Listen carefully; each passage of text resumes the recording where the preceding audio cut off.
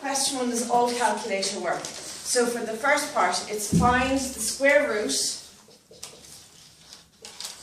of 45.36.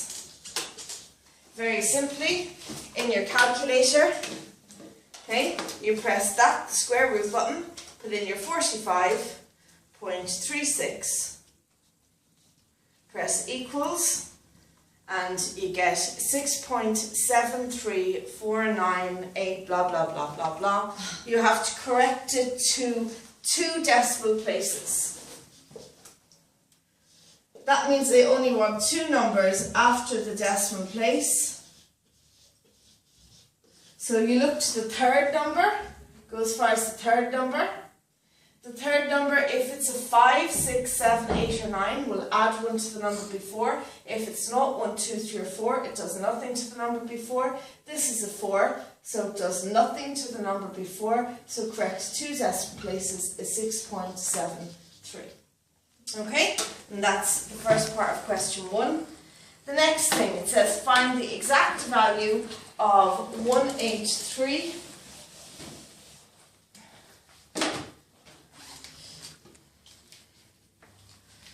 Find the exact value of 183.7 minus 21.3 by 4.2. Now, what they're checking to see, do you know, in this sum is, do you know that when you have a sum like that, that you have to do the multiplication bit first, and then when you've got an answer to that bit, you subtract it from that.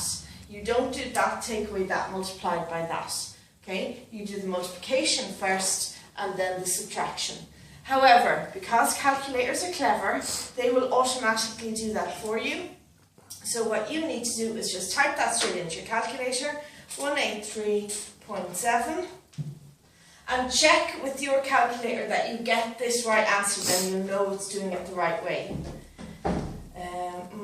Multiplied by 4.2. This equals, and you get 94.24. Okay. Now, when you're at home trying this, if your calculation does not give you 94.24, if it gives you a different answer, then you have to do the multiplication first and the subtraction second. So that's the answer you should get. And if you're getting a different answer, you might. It just means that your calculator is doing the subtraction first and then the multiplication. And you'll have to break it up and do it as 2 different sums. Okay?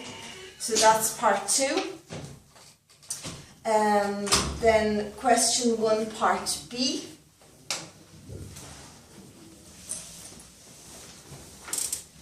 So question 1, part B says, John has 42 euros. He spends 3/4 of his money on clothes. Find out how much he has left. Well, first of all, find out how much he spent. Okay, so you have 42, that's how much he had. To find out how much he spent, multiply it by the amount he spent. So multiply it by 3/4. And the way you do that on your calculator, you put in your 42, multiplied by, pull up your fraction button, 3, down arrow, 4 equals. And if you get it like that in a fraction form, press your SD button, 31.5. Okay? So that's how much he spent. He spent 31 euros and 50 cents. So to find out how much he has left, your original 42 euros, take away your 31 euros and 50 cents. And the answer you get is 10 euros, 10.5, which translates into euros as 10 euros and 50 cents. Okay, so that's how much he has left. So then part C, question 1, part C. The distance from Waterford to Dublin is 165 kilometres. Mary drives from Waterford to Dublin at an average speed of 75 kilometres an hour. How long does Mary's journey take? Right, you need your triangle. Distance, speed. I can't think of a good way to come up to remember that D is on the top. But anyway, I suppose alphabetically D comes first.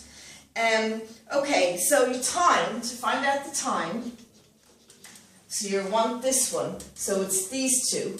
That's on top of that, with a line in between, always means divide. Okay, so time is distance divided by speed. And it says here that the distance is 165 kilometers